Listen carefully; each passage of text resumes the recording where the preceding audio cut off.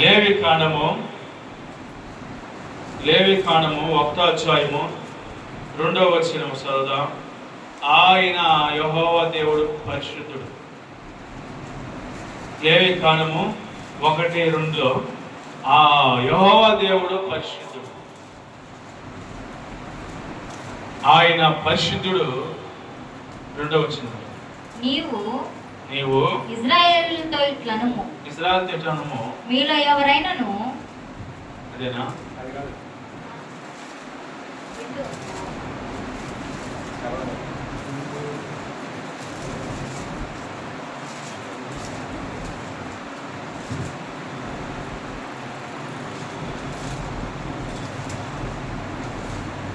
సరే. 1వ పేతురు పత్రిక 1వ అధ్యాయము 14వ వచనం. 1వ పేతురు పత్రిక 1వ అధ్యాయము 14వ వచనం.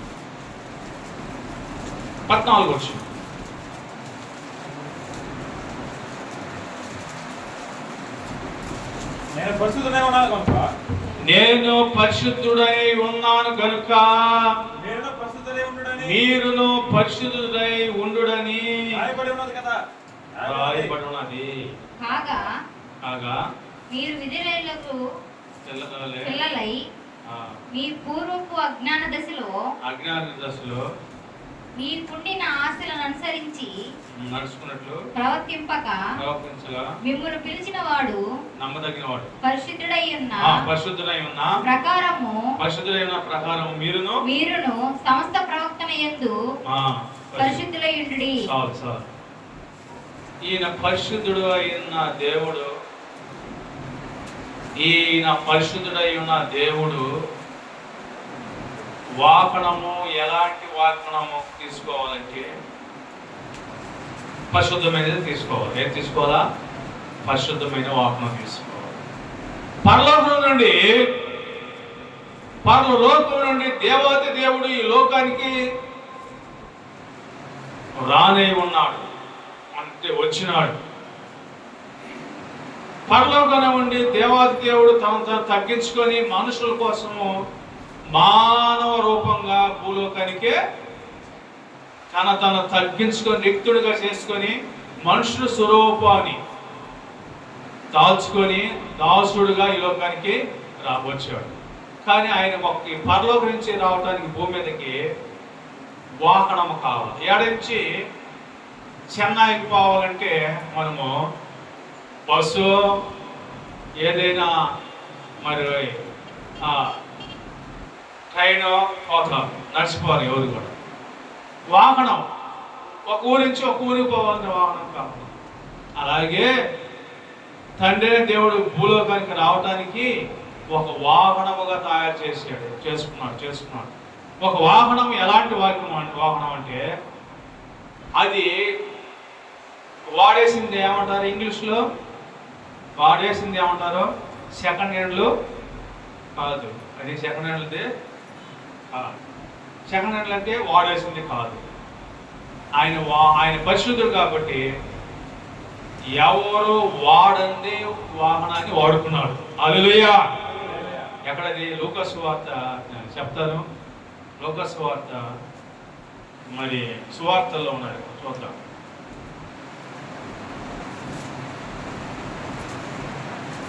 ఆయన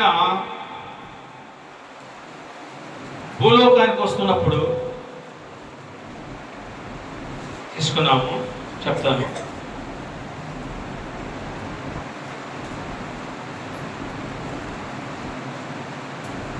లూకాసు వార్తలో 1వ అధ్యాయము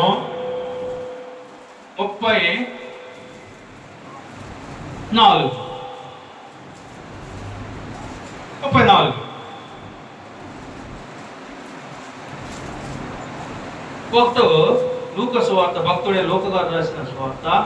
అందుకు మరియా, ఆ మరియా అంటది,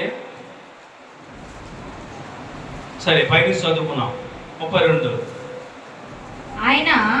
ఆయన గొప్పవాడై సర్వోన్నతుని కుమారుడు అనబడెను. ప్రభువైన ప్రభు అయిన దేవుడు ఆయన తండ్రి అయిన దావీదు సింహాసనమును ఆయనకిచ్చెను. ఆయన యాకోబు వంశస్థులను యుగయుగములు ఏలును. ఆయన యుగయుగాలు ఏలును. ఆయన రాజ్యము అంతములేనిదై ఉండెను. ఆమెతో చెప్పాను. అందుకు మరియా నేను పురుషుని ఎరుగున దాన్ని. ఈ మాట కోసం నేను సంత చదివించిన. ఆమె అంటది, నేను పురుషుణ్ణి ఎరగని దానిని, ఇది ఎలాగో జరుగునని దూతతో అనగా దూత ఆయన పరిశుద్ధు కాబట్టి పరిశుద్ధాత్మ నీ మీదకి వచ్చును. సర్వోన్నతుని శక్తిని నిన్ను కమ్ముకును. గనుక పుట్టబోయే శిశువు పరిశుద్ధుడై దేవుని కుమారుడు అని. ఇవాళ క్రిస్మస్ మనసులేదు కానీ మనం సంతోషం అంతలో. క్రిస్మస్ మనకి ఎప్పుడు క్రిస్మస్ అనగా ఎప్పుడు సంతోషం. ప్రతి ఆదివారం సంతోషం, ప్రతి రోజు కూడా సంతోషం పండుగ దినముగా. ఈ యొక్క యేసుక్రీస్తు వారు ఎవరి కాడికి ఆయన పుట్టబోతున్నాడంటే కన్నిక మరియ ద్వారా భూలోకానికి ఆయన వచ్చాడు. కన్నిక అంటే వివాహం కానీ కన్నిక అమ్మాయి. అమ్మాయిలు వివాహం కాని అమ్మాయి. ఈ అమ్మాయి కాడికి వచ్చి దేవుడి దూత నువ్వు గర్భము ధరిస్తావు అని అంటే ఆమె ఏమంటది? ఈ దినాల్లో ఆశ్చర్యం కదా, ఎవరు గుండెల మీద చేసి చెప్పలేరు. ఏ కన్యక కూడా పురుషుడిని పొరపాటు చేయకుండా చూస్తారు కూడా, చెడ్డగా చూస్తారు కూడా. ఈ స్త్రీ కన్యక మరియా ఈమె చెడ్డగా చూసినామే కాదు. ఆమె గుండెల మీద చేసి ధైర్యంగా చెప్పగలుగుతుంది. ఏమని? నేను పురుషుణ్ణి ఎరగనదా. అది ఎలాగా సాధ్యం? హల్లెలూయా. నేను పురుషుణ్ణి ఎరగన దాని ఎవరన్నా ఈ లోకంలో కన్నికలైనా కన్నిక అనేవాళ్ళు, పెళ్లి కాని వాళ్ళు ధైర్యంగా చెప్పగలుగుతారా? ఈ దినాల్లో అయితే ప్రతి ఒక్కరికి ఉన్నాయి సెలవులు అందరినీ మోసం చేస్తున్నాం. ఈ కన్నిక సాక్ష్యం ఇస్తుంది, నేను పురుషుణ్ణి. దేవుడు చూశాడు. భూమి మీద ఎంతో మంది పెళ్లి కాని వాళ్ళు మరి ఒక్కటే కాదు, ఎంతో మంది ఉన్నారు. వాళ్ళందరి స్థాయి చూస్తే ప్రభు దేవాది దేవుడు ఇష్టపడాల. ఎందువల్ల? ఈయన ఎలాంటి వాడు అని చదివినాము పేతురు పత్రికలో. నేను పరిశుద్ధుడు కనుక మీరును పరిశుద్ధులే ఉండాలని. ఎవరు పరిశుద్ధులు అంటే, ఎవరు పరిశుద్ధులు మనుషులు అనుకుంటే కన్నిక మరియమ్మ పరిశుద్ధురాలు. ఆమేన్, హల్లెలూయా. కన్నిక మరియమ్మ పరిశుద్ధురాలు. అందుకే ఇష్టపడింది దేవుడు. ఆమెలో పిండముగా ఆయన రూపించబడ్డాడు. ఇప్పుడు ఈరోజు వాక్యం ఏంటంటే డెలవర్, కొత్త వాహనం. ఇది యేసయ్య వాడుకున్నాడు మరియమ్మని కొత్త వాహనం. ఎవరనో ఆవిని చేసిన వాళ్ళు కాదు, ఆమె కన్నేసింది కాదు. నేను పురుషుడిని ఎరగిన దానిని ఎంత సాక్ష్యం చెప్తుందంటే దేవుడే ఇష్టపడ్డాడు. దేవుడు ఇష్టపడి ఆమె గర్భములోకి వచ్చాడు. ప్రేమిన ఇక్కడ ఆమె గర్భం పరిశుద్ధమైనది అని తెలుసుకోండి. ఆమె గర్భము పరిశుద్ధమైనది. ఆమె గర్భంలోకి యేసయ్య పరిశుద్ధుడు భూమి మీదకి అవసరించాడు. ఇది నెంబర్ 1 వాహనం, ప్రభువుకి వాహనం. రెండవ వాహనం చూద్దామా ఈరోజు. మార్కు సువార్త 11 తీయండి. నెంబర్ 1 ఫస్టే చదవండి. వాళ్ళు ఒలివ కొండకు సమీపంగా సమీపించి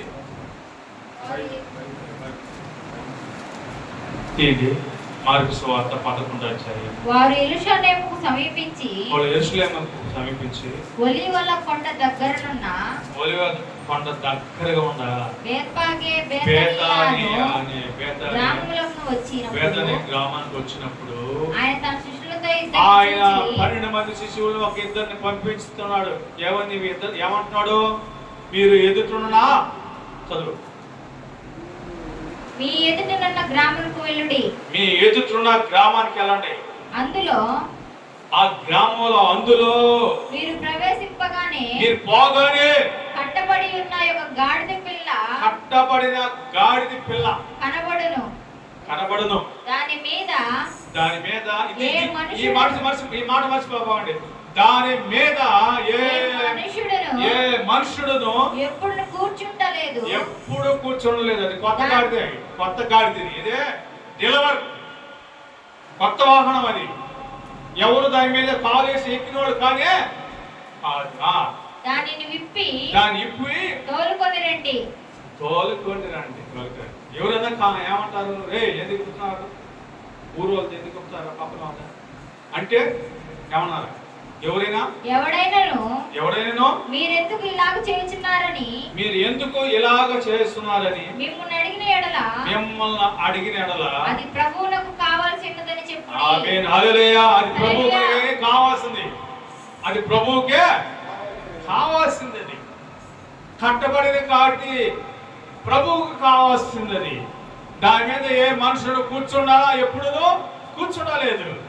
డెలివర్ కొత్త గాడిద. యేసయ్య పరిశుద్ధుడు. కొత్త గాడిదగా ఇప్పుకొని రమ్మా. కట్టబడిన గాడిదది. గాడిద ఎవరున్నాను అంటే గాడిద నేను. ఎవరు గాడిద? నేనే గాడిద. కట్టబడిన గాడిద. మేమేం చెప్తే నేను గాడిదలు ఎట్లా అవుతామో అనుకుంటారేమో. నేనే గాడిద. మీ అందరికంటే గాడిదలు. నేను పనికి మొదలు గాడిద అయినా కూడా మీరైనా నేనైనా ఆయన ఎక్కిన తర్వాత పరిశుద్ధంగా మారుతుంది గాడిద. హల్లెలూయా. ఆయన ఎక్కిన తర్వాత పరిశుద్ధంగా మార్చబడుతుంది గాడిద. కట్టబడింది గాడిద అంటే మరి ఎఫెసీ పత్రిక 2వ అధ్యాయంలో రాబడుతుంది.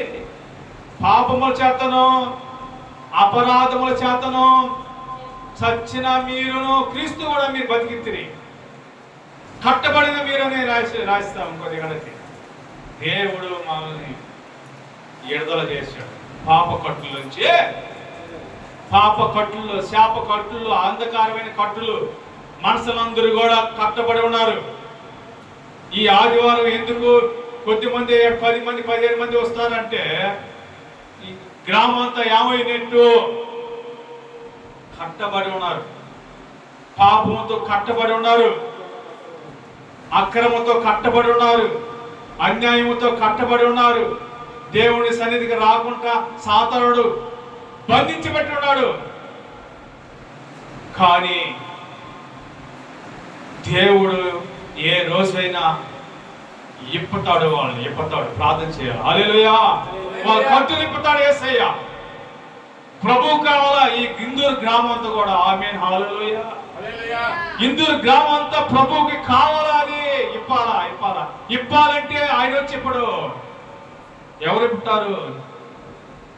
ఇద్దరు పోయి ఇప్పుకోను. దేవుడు కూడా చెప్పాలా. ఇద్దరు పంపించాడు శిశువుల్ని గాడిదని ఇప్పుకోరామని.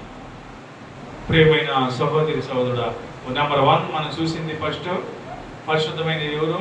వాహనము మరియమ్మ. రెండవ వాహనము గాడిద. ఎవరును ఎప్పుడును కూర్చొని దాని మీద కూర్చోాలి. ఉప్పు వేయలే, లేకపోతే దానిపైన సౌడు మట్టి వేయలే, దాని మీద పాత కొట్లు వేయలే. ఎప్పుడు అది బరువులో మోసింది కాదు. గాడిద. నా గాడిద ఎప్పుకోవచ్చు అని చేసేది తెలుసా? చదివితే నాకు చాలా ప్రభుత్వం నమ్మిన కొత్తలో దానే చదివైంది ఎక్కువగా.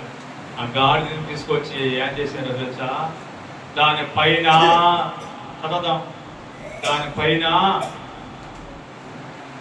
దానిపైన వేసారు. ఇప్పుకో వచ్చిన తర్వాత గుడ్డలు బట్టలు వేసారు. దానిపైన బట్టలు కప్పారు. వారు వారు ఆ గాడిద పిల్లను యేసునందుకు తోలుకొని వచ్చి తమ బట్టలు దానిపై వేయగా ఆయన దాని మీద కూర్చుండెను. ఆమేన్, హల్లెలూయా. బట్టలు వేసిన తర్వాత ఆయన దానిపైన కూర్చొని ఒక మాట చెప్పనా, ఎందుకు ఆయన్ని గాడిద మీద ఉత్సవం చేస్తున్నారంటే, ఈయన గొర్రె పిల్ల, వధించబడుతున్న గొర్రె పిల్ల. చూడండి, మరణంకో భోజనంకో ఈ అంకముకో నేను వదిలేస్తున్నాను. ఒక మేకపోతిని అంటారు, నేను వదిలేస్తున్నాను. వదిలేసిన దాన్ని ఏం చేస్తారు? పోసేటప్పుడు ఊరికి తీసుకుపోయేస్తారా? తీసుకోపోతానికి తక్కువ చేస్తారా? చప్పుట్ల మీద, మేళాల మీద, దేవాల చుట్టూ తిప్పడము, అరవటము, గందరగోళం చేయటం, బొట్లు పెట్టి దానికి వ్యాపారాలు కట్టి దాన్ని ఊరేగించి తర్వాత ఏం చేస్తారు? అప్పుడు నరకతారు. మన యేసయ్య వాళ్ళు నరికిన దానికి ఏ ప్రయోజనం లేదు, కానీ మన యేసయ్య తెగబడ్డాడు ముక్కలు ముక్కలుగా నీ నా కోసం. హల్లెలూయా. ఆయన గొర్రె పిల్లగా వచ్చాడు ఈ లోకానికి. ఆయనకి ఉత్సవం చేస్తాడు. ఈరోజు ఉత్సవం చేసి సోమ, మంగళ, బుధ, గుర, శుక్రవారం రోజు ఆయన మన కోసం బలి అయిపోతుంది. ప్రేమైన వాళ్ళారా, దీనికి లోకానికి కళ్యాణం, లోకానికి ఒక శుభ కార్యం దేవుడు చేశాడు. లోకానికి ఆయన కొత్త గాడి మీద ఏమనంటున్నారు? చదివితే కిందకు వస్తే ఏమని ఉత్సవం చేస్తున్నారు? ఓసన్న, ప్రభు పేరట వచ్చేవాడు స్తుతించబడును గాక, ప్రభు పేరట వచ్చేవాడు స్తుతించబడును గాక. అయితే దానికి ముందు పైన ఏముంది? బట్టలు పరసి ఈత మట్టలు మనం తెచ్చుకున్నాం, కానీ వాళ్ళు ఆ మట్టలు కాదు, మనం పోయి తెచ్చుకోలేము. కాబట్టి వాళ్ళు ఏ మట్టలు వేసారో తెలుసా? దారి పొడుగుకి ఖర్జూర్ మట్టలు పరిచారని ఉంది కదా. బట్టలు వేసి కొచ్చని పెట్టి ఆయన ఊరేగించారు. ఊరేగిస్తూ గాడిద నడుస్తున్నప్పుడు దేని నడుస్తుంది? అనేకులు తమ బట్టలను దారి పొడుగున పరిచిరి. బట్టలు దారి పొడుగు పరిచి సాలక కొంతమంది పొలములలో నరికిన కొమ్మలను పరిచిరి. పొలములో కొమ్మలు నరకవచ్చి పరిచిరి. ఏ కొమ్మలు తెలుసా? ఖర్జూరపు అని కొన్ని ఇక్కడ ఉంటుంది. ఎక్కడంటే మార్కు సువార్త కాకుండా లూకా సువార్తలో ఉంటుంది, మత్తయి సువార్తలో ఉంటుంది. ప్రేమైన వాళ్ళారా, ఖర్జూరపు మట్టలు పరిస్థితి ఉంటుంది. ప్రేమైన వాళ్ళారా, బట్టలు సాలక. చూడండి, గాడిదకి ఎంత ఏమొచ్చింది? ఏమంటారు? గాడిదకి ఎంత అవిశర్యం వచ్చింది అంటారు. గాడిదకి అవిశర్యం వచ్చింది. గాడిదకి గొప్ప అవిశర్యం వచ్చింది. దానికి గాడిద అడుగు భూమి మీద పెట్టకుండా యెరూషలేము స్త్రీలందరూ వాళ్ళ ఇళ్లలో తెచ్చిన చీరలు, వాళ్ళు కట్టుకునే చీరలు దారి పొరుగుకు పరిచారు. బీరులో తీసుకొచ్చిన చీరలు, వాళ్ళు పెళ్ళిళ్ళు కట్టుకునే చీరలు, వాళ్ళు సంతోషంగా కట్టుకునే చీరలన్నీ కూడా నా ప్రభు గాడిదని చూసి కాదు వాడు పరిచింది. గాడిదని చూసి కాదు, గాడిద మీద ఉన్నా యేసయ్యని చూసే. హల్లెలూయా. గాడిద మీద ఉన్న యేసయ్యని చూసే వాళ్ళు బట్టలను పరిస్థితి. నీకు వందనాలు చెప్పటము, నీకు ఈరోజు నేను ఒక మందం చెప్తాను, మీరు ఏమైనా అనుకున్నా కూడా పర్వాలేదు. సుమారు నిన్న 200 మంది నేను తక్కువగా చెప్తున్నాను, ఎంతమంది చెప్పలేము, ఇంకా ఎక్కువ ఉండొచ్చు అటు ఇటు. ఆదరణ కూడిక సేవకుడికి జరిగితే నిన్న చిన్న జనాలు కాదు, ఆ సంగతి తీసేయండి. జనాలు ఫుల్లుగా పాస్టులు, విశ్వాసులు అందరూ వచ్చారు, హిందువులతో పాటు. అయితే అంత అయిపోయిన తర్వాత మీరు దైవజనులు మీరు భోజనాలకి ఎక్కడికి వెళ్తారో మీకు రెడీగా సిద్ధంగా ఉంది, మీరు ఇంట్లోకి వెళ్ళిపోండి. ఎక్కడికి వెళ్ళిపోండి చెప్పరా? ఎందుకు చెప్పాలమ్మా, మేము రాలేదంటాం. మీరు ఇంట్లోకి పోండి, మీకు రెడీ చేస్తాం, అక్కడ మీకు పెట్టేవాళ్ళు ఉంటారు. అందరూ ఇంట్లోకి పోయి 50 మంది దాకా ఉన్నారు భాష. ఇంట్లో రేపు కింద చల్లగా అందరికీ భోజనాలు ఏర్పడి పర్వాళ్ళ కింద గందరగోళంగా ఉన్నారు. అయితే సేవకుల్ని ఎంత గౌరవించడం కారణం ఏంటి? వాళ్ళు చూసి ఏమనుకుంటున్నారు, నేను గర్విస్తానా, నన్ను చూసి కానీ వాళ్ళు చూసే కానీ వాళ్ళ ఉన్న యేసును చూసి హల్లెలూయా, వాళ్ళ ఉన్న యేసును చూసి గౌరవిస్తారు. వాళ్ళ ఉన్న యేసుని చూసి గౌరవిస్తారు. గాడిదని చూసి కాదు బట్టలు పరిచిందే, ఆ గాడిద మీద ఉన్న యేసుని చూసి గౌరవిస్తారు, ఉత్సవించారు. గాడిదకి ఉన్న యొక్క అనుభవం మీకు తెలుసా? మీకు చెప్పున్నాను. గాడికి అలవాట్లు మీకు చెప్పు నాకు తెలుసా? 2 అలవాట్లు చెప్పు నాకు తెలుసా? చెప్పండి, కాల్ చేసినాయి చెప్పండి. 2 అలవాట్లు గాడికి ఏం అలవాట్లు ఉన్నాయి? 2 అలవాట్లు ఉన్నాయి. ముందుకు వస్తే కరుస్తుంది, వెనక్కి వస్తే తంతది. తగ్గేది అలవాటు, కలిసేది అలవాటు. కొంతమంది గాడిదలు, కొన్ని గాడిదలు మనసులే కరిసేట్టుగా ఉంటారు. కొన్ని గాడిదలు దేవుడి నిర్ణయం కూడా కరిసేట్టుగా ఉంటాయి. కొన్ని గాడిదలు, కొన్ని గాడిదలు మాటగానే ఎగస్టాలు మాట్లాడితే తన్నేట్టుగా ఉంటాయి కొన్ని గాడిదలు. ఎందువల్ల? ఆ గాడిద మీద ఎవరు లేరు? తన్నే గాడిదలు, కరిసి గాడిదలు ఏమైనా ఎవరు లేరమ్మా? ఈ గాడిద మొగుసుకున్నది, తనతో మానేసింది, కరవటం మానేసింది. చుట్టూ ప్రజలు ఉత్సాహం చేస్తున్నారు. తంతే ఎంతోమంది పడతారు. తంతే వెనక తంతే సప్పుగా పిల్లకాయలు పొళ్ళు రాలిపోతాయి. అర్థమవుతుందా? తంతే పొళ్ళు రాలిపోయి తంతది గాడిది, అంత స్పీడ్గా తంతది గాడిది. తన్నేది మానేసింది గాడిది, తన్నేదే మానేసింది, కలిసేదే మానేసింది. ఎందువల్ల? ఏమేరికి ఉంది అది? ఎవరున్నారు దానికి? యజమానుడు ఉన్నాడు పైన. ఆ యజమానుడు యేసయ్య ఉన్నాడు. హల్లెలూయా. తన మనసు మార్చుకున్నది, తన బుద్ధులు మార్చుకున్నది, తన్ని అలవాటు మార్చుకున్నది, కలిసే అలవాటు మానుకున్నది. యేసయ్యకి చూస్తూ తన మనసు మార్చుకున్నది, నడుస్తుంది, ప్రజలతో కూడా నడుస్తుంది. నార్మల్ అయిపోయింది గాడిద, ఎవరిని ఏమో చేయకూడదు. ప్రేమైన వాళ్ళారా, ఈ మధ్యాహ్న సమయంలో నీవు నేను గాడిదలము.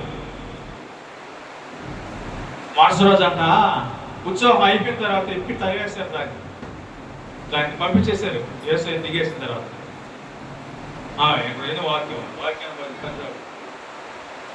మరుసటి రోజు గాడిద ఏం చేశారో చెప్పండి.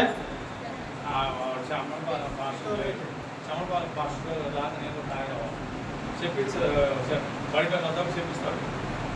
మరుసటి రోజు ఏం చేశారు? దాన్ని దిగేసిన తర్వాత ఏం చేశారో తరివేశారు, కొట్టి తరివేశారు. తర్వాత నాలాంటి ఇంటికి అది నీళ్ళకో మేత గట్ట వస్తుందట.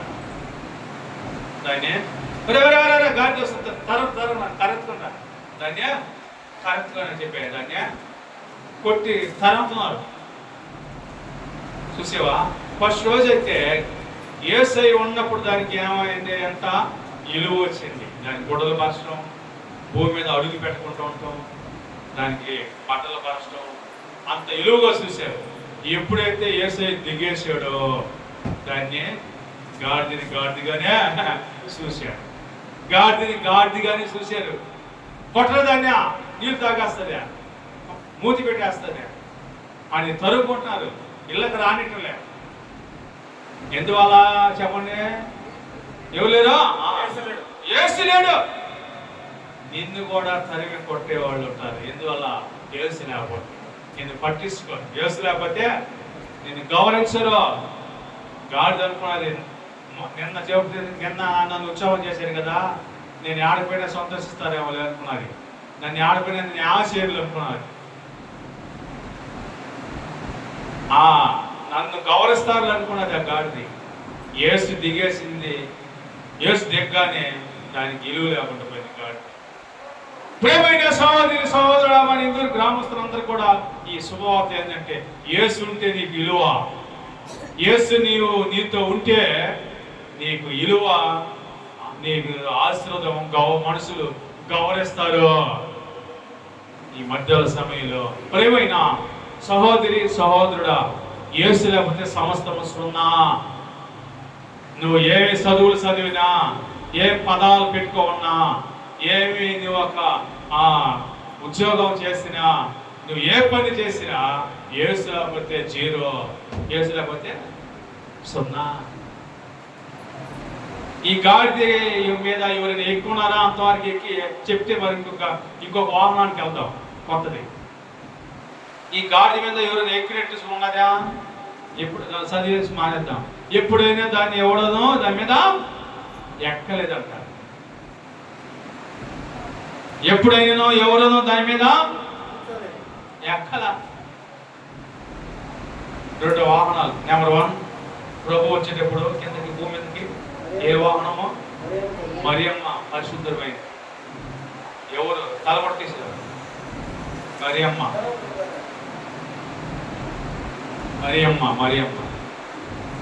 పరిశుద్ధమైనది. ఏ పురుషుడు ఎరగంది, చూడండి. రెండో వాహనము ఎవరు ఎక్కడ? గాడిద. మూడోది యేసు ప్రభు మరణించిన తర్వాత, అదే గుడ్ ఫ్రైడే అంటారు కదా, యేసు చనిపోయిన తర్వాత దేంట్లో ఉంచారు తెలుసా? దాని చదవదాము. పరిశుద్ధ గ్రంథంలో తీసుకున్నామా?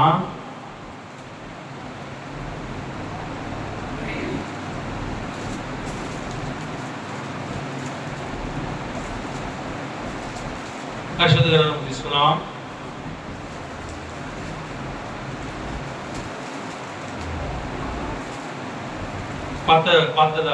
కొత్తది కావాలంట. చేసి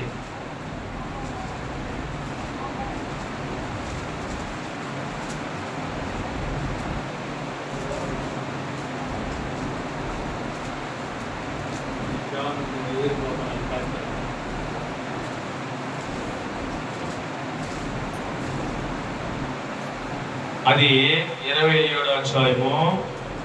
మత్తయ్య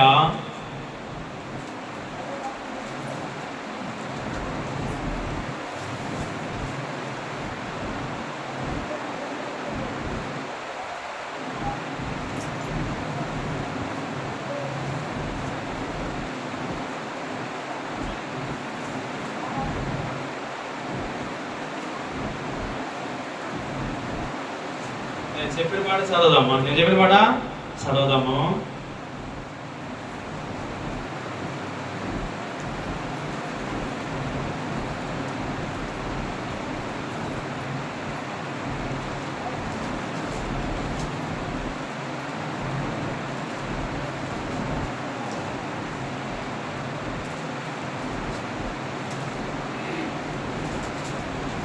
మరి కొత్తది వాహనము ప్రభువుకి దేంట్లో ఉంచారంట ఆయన్ని?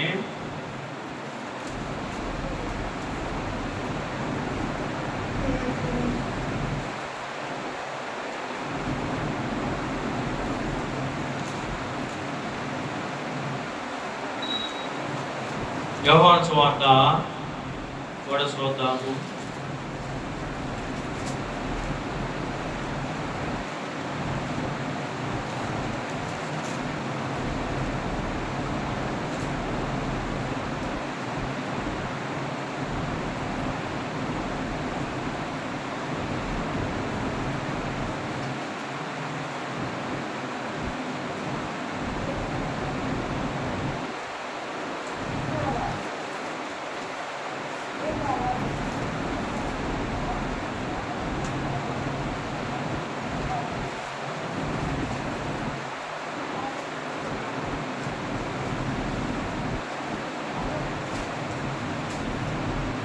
ప్రైజ్రాడు సమయంలో ప్రేమిన వాళ్ళరా మరి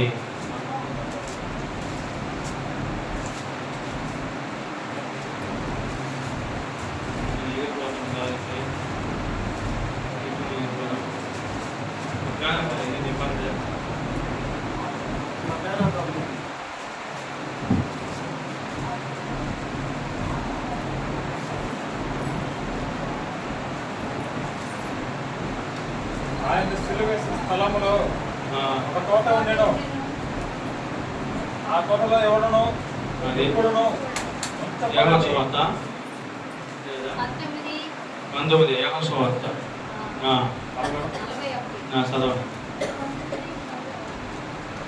చదువు. ఆయన సిలువ వేసిన స్థలములలో ఒక తోట ఉండెను. ఆ తోటలో ఎవడను ఎప్పుడును ఉంచబడని కొత్త సమాధి ఒకటి ఉండెను. అది కొత్త సమాధి ఒకటే ఉండెను. ఆ సమాధి సమీపంలో ఉండెను గనుక ఆ దినము యూదులు సిద్ధపరచు దినమైనందున వారు అందులో యేసును పెట్టిరి.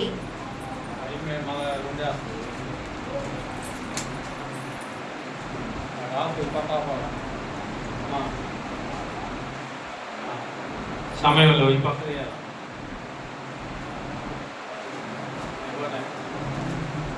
సమయంలో ఎలాంటి కొత్తదే ఎవరునో ఎప్పుడునో పెట్టని కొత్త స్థలము సమాధి అంటే సమాధుల్లో కూడా పెడతారా? అంటే సమాధుల్లో కూడా పెడతారంటే రాతి కొండలో తొలిపించి ఇంటికి ఒక మీకు చెప్పున్నా ఇంటికి ఒక సమాధి ఉంటుంది. రాతి సమాధి తొలిపించి ఇంటికి ఒకటి తయారు చేసుకుంటారు. ఒక ముసలోడు చనిపోయినాడా కొన్ని సంవత్సరాలు అయిందా, 2-3 సంవత్సరాలు 4 సంవత్సరాలు అయిందా, ముసలితో కూడా చచ్చిపోయిందా? అంతవారికే సమాధిలో తొలిపించిన సమాధిలో ఆ ముసలోడు పెట్టున్నారు కదా, బండ కూడా పెట్టుంటారు, కప్పుకుంటారు, మూత వేస్తుంటారు.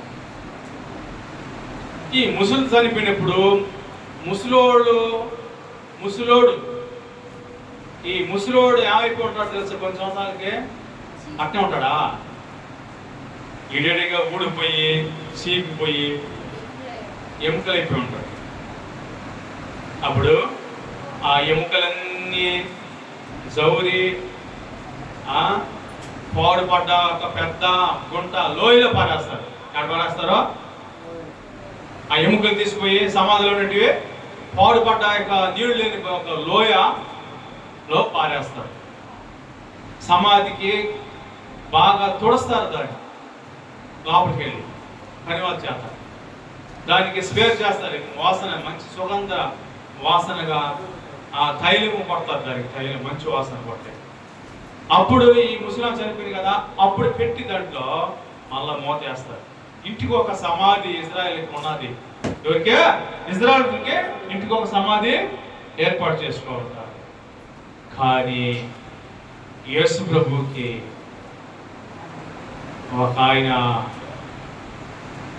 హరిమొత్త ఆయన శిష్యుడు, ఆయన బైబిల్ చదివినాడు.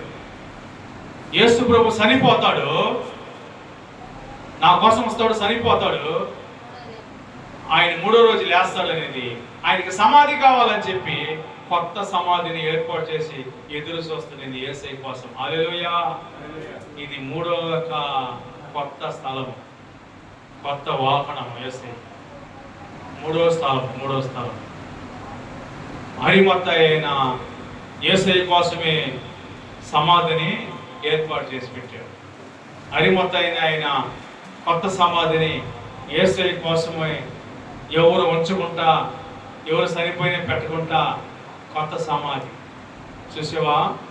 ఈ 3 యేసయ్యకి డెలివరీ కొత్తది.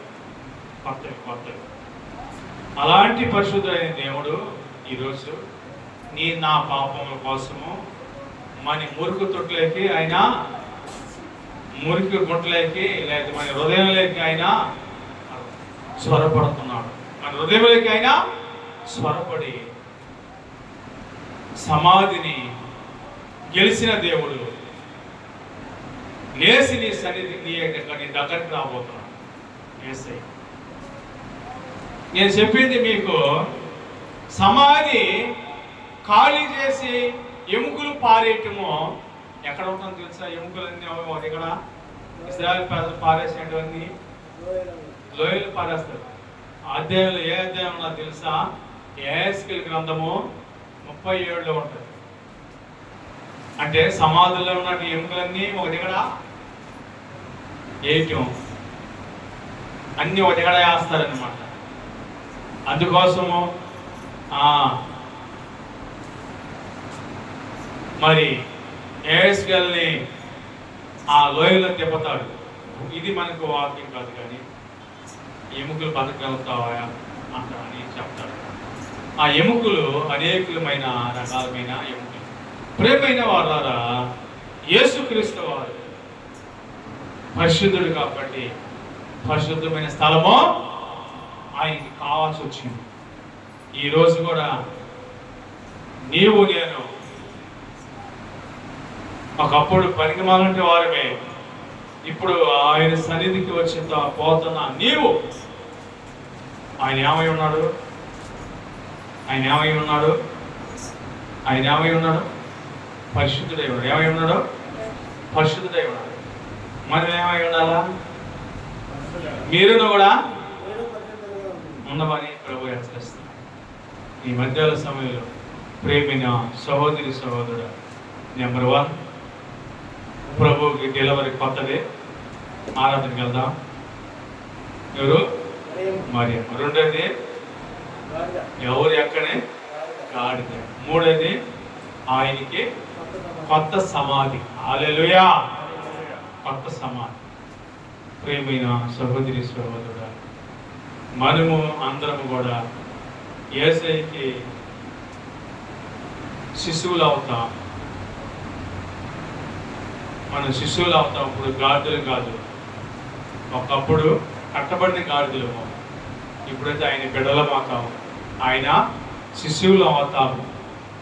కానీ కట్టబడిన గాడిదల కోసము నిన్ను నన్ను దేవుడు ఇప్పుకొని వచ్చాడు. ఇప్పుకొని వచ్చి కట్టబడిన మనల్ని ఇతరుల్ని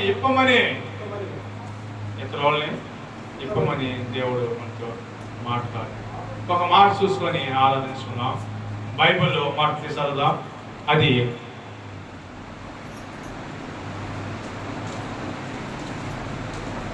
మత్తయి సువార్త 21వ అధ్యాయం తీద్దామా?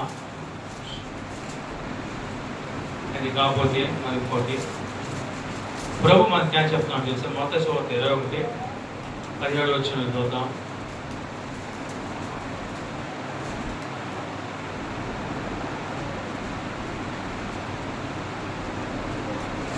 సరే కాదు, మరి ఇంకొక మాట కూడా మార్కు సువార్త. నేను చెప్పిన పాటు చదువు పిల్లలు కాదు, నేను చెప్పిన పాటు చదువులేదా?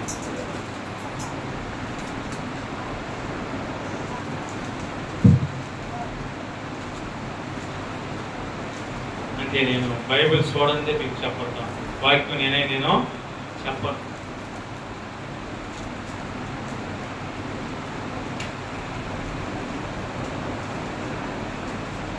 మార్కు సువార్త 6:7.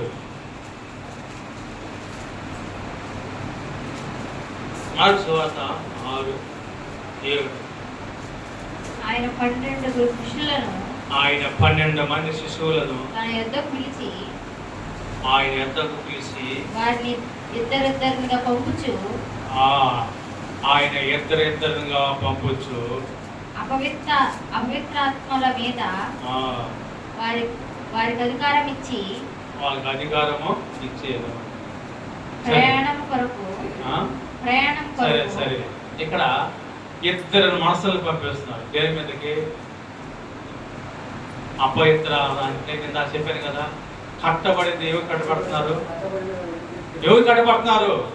ఎవరు కట్టబడుతున్నారు తెలుసా? ఎవరు? అపవిత్రాత్మ. దయ్యమో కట్టబడదు. ఇదే ఒక ఇద్దరిని పంపించి ఏం చేసాడు ఆయన? అపరితాత్మ దయ్యాల మీదకి అధికారము ఇచ్చాడు. ఇద్దరు పంపిస్తున్నాడు. 12 మంది శిశువుల్లో ఇద్దరిని పంపించి, మేము కూడా ఒక ఇద్దరు వెళ్ళాం మన కోండ్ల గ్రామాన్ని యేసుప్రభు గురించి చెప్పండి అయ్యా చెప్పనా, ఎవరు లేరు, అందరూ పనులు లేరు. కానీ మీరు మనం అందరం కూడా దేవుని స్వార్థ ప్రకటించడానికి ఎంతమంది పోవాలా? ఒకరికి పోకూడదు. ఇద్దరిద్దరుగా కట్టబడిన మనుషులు, బంధించబడిన మనసుల కోసం ఇప్పుకోరామని ప్రభువుకు కావాలి. మనమే ఉంటే చాలు, మనమే వస్తే పోతే చాలులే, మనం 2 కుటుంబాలు 3 కుటుంబాలు చాలులే, మా ఇంట్లో 2-3 పోతే చాలు అనుకునేది కాదు.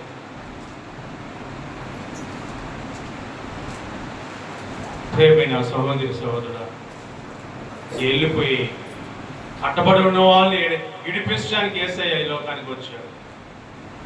ప్రభువుకు కావాలని ప్రభు హెచ్చరిస్తున్నాడు. ఈ మధ్యాహ్న సమయంలో ఈ కొద్ది వాక్యం దేవుడు మనల్ని, మన కుటుంబాలని, ఎన్న వాళ్ళని దీవించి ఆశీర్వదించి బలపరిచిన గాక. అందరం ఆరాధిస్తాం, మోకాలు వేసి. ప్రభువుకి కొత్త డెలివరీ గురించి మనం చూసాం, ఆరాధించుకున్నాం. ప్రభుని మహిమపడతా. కట్టబడిన నిన్ను ఇప్పుకోసాడు యేసయ్య. నువ్వు ప్రభువు కావాలంట. ప్రభు నీ మీద ఎక్కి నిన్ను ఉత్సాహం చేయబోతున్నాడు. నువ్వు యేసయ్య నీకు ఉన్నంత వరకు నీకు విలువ. యేసయ్య నీ పైన ఉన్నంత వరకు నువ్వు గొప్పవాడి. యేసు లేకపోతే నువ్వు దేనికి పనికిరావు. యేసయ్య లేకపోతే నువ్వు దేనికి విలువ లేదు. విలువ లేకుండా బ్రతావు. యేసయ్య నీ మీద ఉంటే నువ్వు విలువైన కుమారుడివి, కుమార్తె. ఆరాధించుకున్నాము. ఈ మధ్యాహ్న సమయంలో మోకలేండి.